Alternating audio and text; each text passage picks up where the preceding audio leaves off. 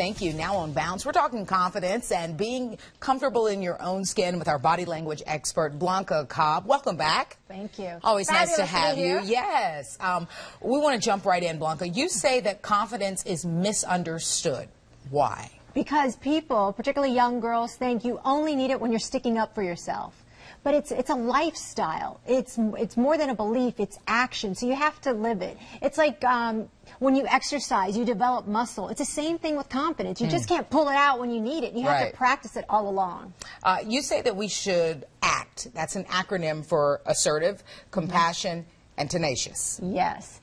So being assertive, it is speaking up for yourself. It is doing what is right, even in the face of wrong, regardless of what anybody else says. And then compassion is that not only do you have compassion for other people and their misgivings and their mistakes, but also for yourself. Because if you don't, then guess what? How can you really be confident if you're thinking like, oh my gosh, I did this, I did that, I hurt somebody else's feelings, I failed at that. How can you move forward if you're always thinking negatively of what you've done, right? So you have to have that compassion. And tenacious, that is persistence. No matter what, no matter when you're having self-doubt, you are still going to persist until you cross that finish line, whatever that goal is for you. Why is it so important to sort of have these things? Because it's your life view. It's how you're going to conquer the world, and whatever that means for you. Because, look, life is as beautiful as it is ugly. We know that. We see that every single day. But when you're confident, you're going to be able to take calculated risk. You're going to be able to pave a path for yourself and what's going to make you happy and not live for other people. You'll be living for you.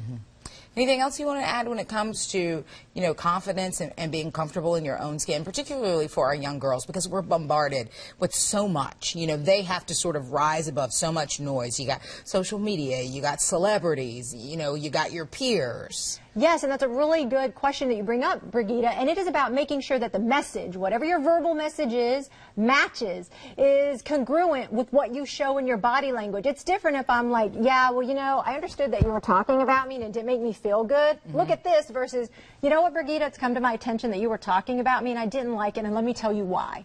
Notice the difference in the body language. That can either make or break your message. All right. As always, we love it when Blanca is here. She drops all these little gems. Definitely things to think about, whether, you know, you're a young woman watching or you're a parent of a young woman watching. So, Blanca, thank you so much for being here tonight. We certainly appreciate it. Thank you. Delano.